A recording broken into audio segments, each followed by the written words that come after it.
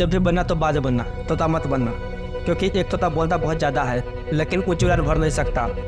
एक तोता दूसरों की नकल करता है इसलिए जीवन भर कैद में रहता है।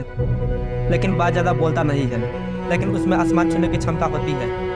आज हम बाज से 7 लेसन सीख सकते हैं। पॉइंट नंबर 1, बाज आकाश की ऊंचाई पर अकेले उड़ते हैं। बाज कभी भी छोटे पक्षियों के साथ नहीं उड़ती, वो हमेशा एक लंबी उड़ान भरती है जो किसी और पक्षी की बस की बात नहीं है। इसलिए आप इस संकीर्ण मानसिकता वाले लोगों से दूर रहें जो आपको नीचे गिराने की कोशिश करते हैं। एक बात याद रखें, बाज हमेशा बाज के साथ ही उड़ती है। एक कहावत है ना, जिन लोगों के साथ आप घूमते हैं आप वैसे बन जाते हैं। अगर आप अच्छे लोगों के साथ रहते हैं तो अच्छा बन जाते हैं, अगर आप बुरे लोगों के साथ रहते हैं तो बुरा बन जाते हैं। इसमें चुनाव आपको ही करना है कि आपको कैसा बनना है। पॉइंट नंबर 2, बाज के पास विजन है। उन्हें 5 किलोमीटर दूर तक किसी भी चीज़ पर ध्यान केंद्रित करने की क्षमता होती है, चाहे कितनी भी बाधाएं क्यों न हो। बाज अपना ध्यान शिकार से तब तक नहीं हटाएगा जब तक वह उसे पकड़ न ले।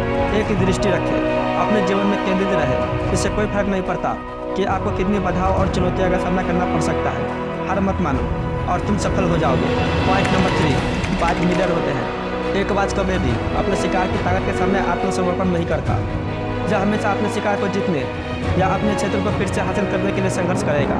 चाहे आपकी समस्या कितनी भी बड़ी क्यों ना हो, हार न माने बल्कि उसका सामना करें। सफल लोग लीडर होते हैं, वे समस्याओं का डरकर सामना करते हैं। पॉइंट नंबर 4, बाज ड्रिल होते हैं। बाज को तूफान पसंद है, बाज उत्साहित हो जाते हैं। बाज खुद को ऊंचा उठाने के लिए तूफानी हवा का उपयोग करती है। एक बार जब उसे तूफानी हवा मिल जाती है तो बाज खुद को बादलों को उठाने के लिए प्रचंड तूफान का उपयोग करती है। इससे बाज को उड़ने और अपने पंखों को आराम देने का मौका मिलता है।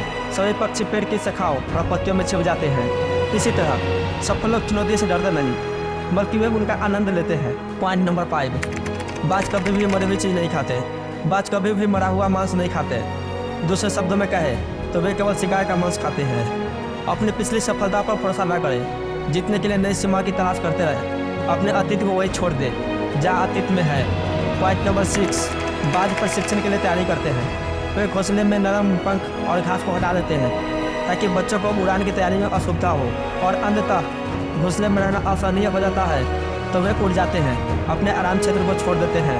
एक बात याद रखिएगा, वहाँ कोई विकास नहीं होता जहाँ लोग आराम करते हैं। पॉइंट नंबर 7, जब बाज बूढ़ा हो जाता है उसके पंख कमज़ोर हो जाते हैं और वह उसे उतनी तेज़ी से उतनी ऊंचाई तक नहीं ले जा पाते जितना उसे ले जाना चाहिए। इससे वह कमज़ोर हो जाता है और उसकी मृत्यु भी हो सकती है। इसलिए वह दूर पहाड़ों में एक स्थान पर चला जाता है जहाँ वह अपने शरीर के कमज़ोर पंखों को उखाड़ता है, अपनी चोंच और अपने पंजों को चक्कर से तब तक तोड़ता है जब तक वह पूरी तरह नंगा न हो जाए। और दर्दनाक प्रक्रिया के बाद वह अपने छिपने के स्थान पर रहता है। उसके नए पंख, नई चोंच और नए पंजे विकसित हो जाते हैं। हमें कभी कभी पुरानी आदतों को छोड़ने की जरूरत होती है, चाहे कितनी भी मुश्किल क्यों ना हो। जो चीज़ हम पर बोझ डालती है या हमारे जीवन में कोई मूल्य नहीं जोड़ती, उन्हें छोड़ देना चाहिए।